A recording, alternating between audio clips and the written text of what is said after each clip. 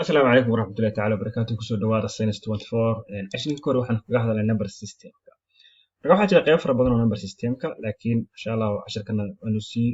ku soconanaa number systemka qaybihiisa sidoo kala baxaan iyo sida la isugu bedelayo qaybo xoogaa mataqaana aynu ka bixinna marka number systemku qaybta koowaad waxaan nahnaa decimal numbers marka decimal numbers waxa weeye waa nambarada wax ku tirsano waa qayb kamid ah number systemka wax ku tirsano dadka isla yaqaaniin oo qaybta ugu caansan waa number systemka marka decimal micnihii numbers ama disi waxay tahay waa 1 divided by 10 marka 1 divided by 10 waxa weeye gebi ahaan waxay ka kooban tahay 10 number marka 10 ka number ay ka kooban tahayna waxa weeye waa 0 ilaa 9 marka 0 ilaa 9 isku dar waa 10 number waa 10 god bay ka kooban tahay 10 cifar bay ka kooban tahay 10 ka cifar ay ka kooban tahay micnaheedu waxa weeye 10 number marka decimal numbers waxa weeye base ka 10 maadaama 10 number waxay ku base gareysan tahay 10 number oo biskeedu 10 yahay marka waa xisaabta qaybta ugu caansan number systemka tusaalahaan markaan qoray marka number systemka number kamid markaan qoray tusaalahaan number hadda waxaan qoray number 5 waxaan qoray 5 ka base waa 10 ka base ka 10 waxay cadeynaysaa ka hadlay number systemka qaybta loo yaqaano decimal numbers maadaama ay 10 number tahay marka sida cadeynka maadaama dadku isla yaqaaniin oo dadku dhan ay tahay wax caan oo common oo dadku isla yaqaaniin waxa loo qoranaa 5 qof walba uu yahay magalan sanad ka hadlano decimal numbers maadaama ay tahay wax uu kooban caansan ku marka salaam waxaan qorayaa 654 marka base ku noqonaya marka 10 marka sida caadiga aan u qorayno macna base ka waa ka tagaya maadaama aan isla yaqaano waxaan qorayaa 654 marka saasaan loo qoran number systemka waa qaybta ugu caansan kan wax loo yaqaano decimal numbers casharka hore ka soo hadalay qaybta kale waxa loo yaqaano binary numbers binary waxa weeye waa labo tan waxa weeye waxay ka kooban tahay laba lambar labada lambarka waxa weeye waa 0 iyo 1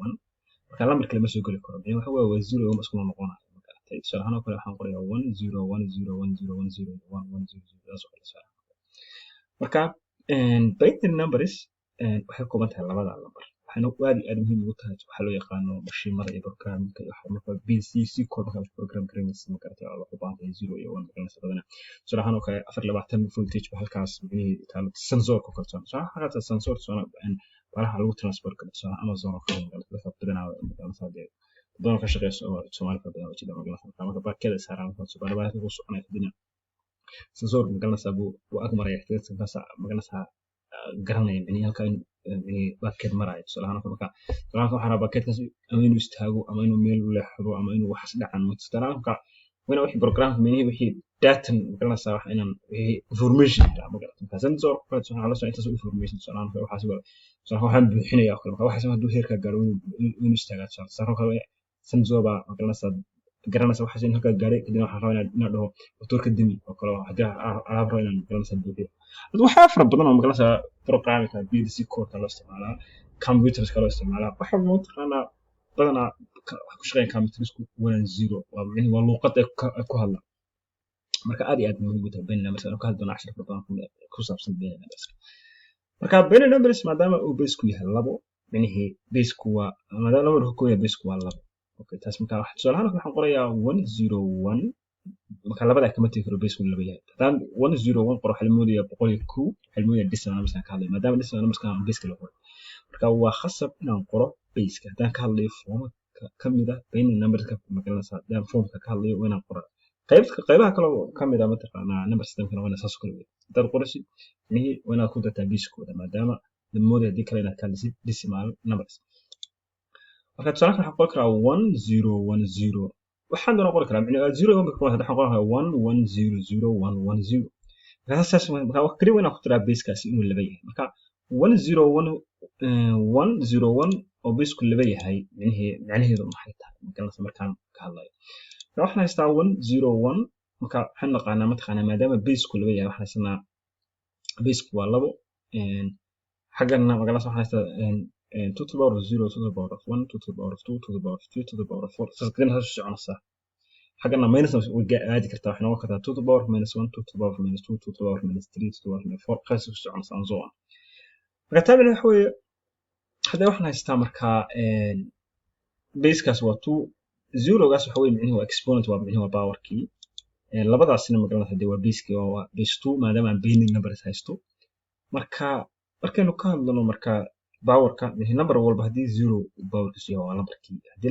lambar walbana powerkiisu hal noqdana waa isla lambarkiisii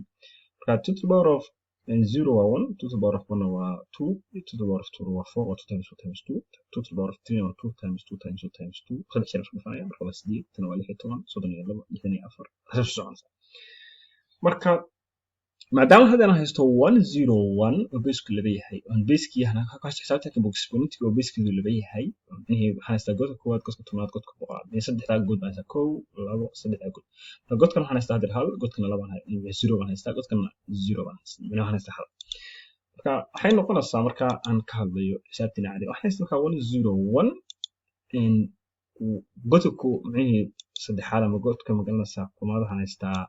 hal godka labaad waxaan haystaa 0 godka koowaad waxaan haystaa hal waxaan haystaa 101 haddana marka exponentiga nimaadno saddexdaa god baan haystaa okay marka godkan koowaad oo kale 1 to the power of magalanaysaa 0 halkan hal baan haystaa godka labaadna 0 baan haystaa godka saddexaad waxaan haystaa 4 waxaan haystaa 4 godka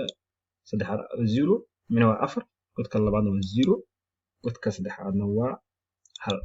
marka waxay noqonaysaa 2 to the power of 2 waa 4 2 to the power of 0 waa 0 2 to the power of 1 0 na waa 1 taas micnaheedu waxa weeye waxaan isku darayaa 4 oo lagu daray 0 oo lagu daray hal waxay la mid tahay 5 taamina waxa weeye 101 oo baseku laba yahay waxay u dhigmataa xisaabta decimalkeena lambar 5 marka haddaan lambar 5 qorayo decimal haddaan qorayo 5 laakiin haddaan 101 base 2 qoro waa diyaarsan marka saasaan qori karaa marka taasaan saasaan qori karaa xisaab walbana saasaan qori karaa marka number system waxa jira qaybo fara badan number system ka mid ah qaybahaas aan hadda ka hadlana marka number system qaybta ugu koowaad aan ka hadlana waxa waa decimal numbers waxay ka kooban tahay base waa 10 waxay ka kooban tahay 10 number marka waxa ugu caansan xisaabaha waxa lagu tirsado waa bayna numbers kana base ka laba waxay ka kooban tahay 0 waa labada number base ka kooban tahay waana magalanaysaa xisaabaha qaybaha ugu muhiimsan oo magalanaysaa la isticmaalo oo magalanaysaa foomka la isticmaalo ugu qaado ku muhiimsan ka jirta hogtaal micnaheedu tusaalahaan hogtaal micnaheedu tusaalahaan oo kale hogtagon wuxuu ahaa inay sideed geesood leh xisaabaha ku baranay inay sheegka qaybaha magalanaysaa baranay marka sideed wuxuu ku yaala number kaasigu waa sideed number base ku soo noqonaya waa sideed hexadecimal sal hexa oo hexagon isna wuxuu ahaa lix geesood marka hexa iyo decimal isku day lix number iyo deci oo ahay 10 number waxaa haystaa 6 oo lagu daray 10 marka wuxuu noqonayaa tan base ka wuxuu noqonayaa 6 iyo 10 marka ku horta waxay gad wanta maadaama xisaabta hore ay 9 ku joogtay marka iyada waxa soo galay xaruf waxaa haystaa dc oo ahaa 9 number kadibna waxa soo galay hexa oo 6 number marka 6 number meesha ka qori lahaa number 10 maadaama aysan number 10 aysan ku jirin mutaqaana decimal hexadecimal salka waxa qorayaa a waa 10 bay dhigmataa b waxa dhigmataa 11 c waxa dhigmataa 12 d waxa dhigmataa 13 e na waxa dhigmataa 14 f na waxa dhigmataa 15 marka hadaan b qoro waxa laga hadlayaa 11 ma ka hadlay saasoo soo dhigmata marka hexadecimal salna waa saas base kuma kala kuma 16 markaasaan qoray waxa soo qoray hexadecimal sal waxaan qorayaa number hexadecimal sal marka inaan ku daro magalanaysaa base kaas xag hoose ka qoray 16 sida tiradii oo kale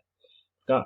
shaqadaas insha Allah ta'ala shaqo kale ku saabsan oo ka hadli doonaa magalanaysaa qaybaha kamid ah magalanaysaa decimal number soo dadka dhawsta garanaya dadka dhawsta yaqaanin bayna numbers kan aad u muhiim ah hadana sida isugu bedelayo sida magalanaysaa loo isticmaalo inta antay sida magalanaysaa ay muhiim ku yihiin magalanaysaa shaqo fara badan oo qaybta electronic ku saabsan oo bayna numbers ka iyo hexadecimal sal iyo code ka waxyaalaha loo isticmaalo aadaan isticmaalna hexadecimal fayda waxa loo isticmaalaa badanaa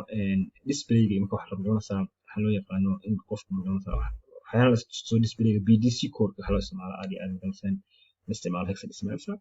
insha Allah shaqo fara badan oo ku saabsan qaybahaas iyo electronic ku saabsan mataqaana circuit iyo magalanaysaa qofkii waxyaalaha fara badan oo magalanaysaa practice oo xubnaha wadada ka tusno caadi mataqaana aan kaliya ana theory ana ka hadlin insha Allah shaqada ka soo diyaarin doona hadii la yiraahdo ka